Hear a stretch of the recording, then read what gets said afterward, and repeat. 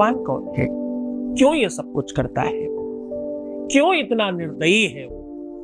ये सब प्रश्नों का जवाब जानकर क्या ही करोगे? तुम ये जानो कि उस निर्दयी के पास कोई ऐसा व्यवस्था है क्या जिससे प्यार तुरंत ठीक हो सकता है। मैं कह रहा हूं अपनी बाजू में ये निशान बना लो केवल।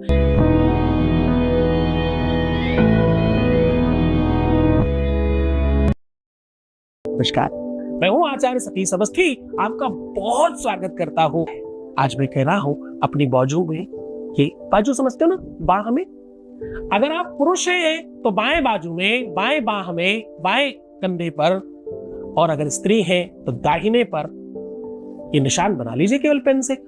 सिर्फ इस निशान को बना लेने मात्र से एक ऐसी शक्ति आपके आसपास से निकलकर वहां जाएगी जो सामने वाले को 100% खींच कर लाएगी आपके चरणों में। आपके हिसाब से बनेगा वो। ये शक्ति एक बार छूट के जाए ना तो काम करके ही वापस आती है। ये पूरा का पूरा विश्लेषण मैं आज आपको बता रहा हूं। प्यार है क्या? प्यार एक संवेदना है क्या? प्यार एक फीलिंग है क्या? प्यार क्या है? किसी ने देखा है क्या प्यार होता क्या है?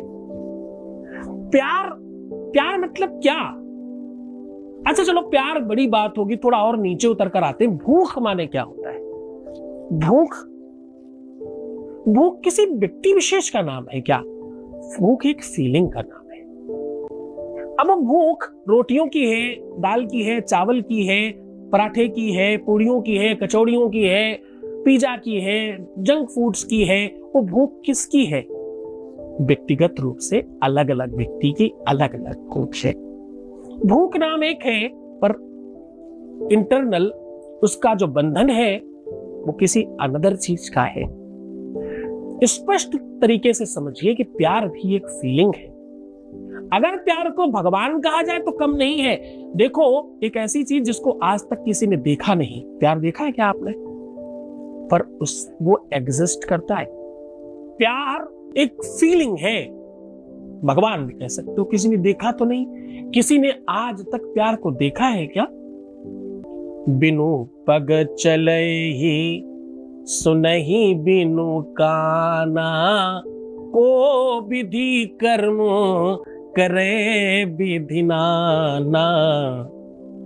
बिनु पग चलहि, ये पैर नहीं है इसको, पर बहुत तेज चलता है। कान नहीं है पर सब सुन लेता है। दूसरे की धड़कन भी इधर सुनाई पड़ती है। को विधि कर्म करे विधि नाना, दुनिया भर की चीजें करा रहा है प्यार। ये कौन है प्यार? कहां मिलता है भाई? कहां अवेलेबिलिटी है इसकी? और इतना ही नहीं, कहते हैं बिनु बानी बकता बड़ जोगी। ये भैया इतना बड़ा वक्ता है बिना वाणी का। वाणी नहीं है, सब कह जाता है और आपको आप भी नहीं रहने देता। ये इतना बड़ा संवेदनाओं का संसार, एक इतना बड़ा समुद्र रूपी अरेंजमेंट, उसका एग्जिस्टमेंट पता नहीं है, कहां अवेलेबल है। इसका अपना एक आकार है।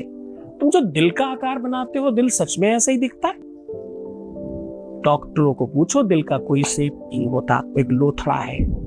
ये जो तुम बनाते हो ना, ये प्रकृति का स्वरूप है। प्रकृति ही प्यार का दूसरा नाम है।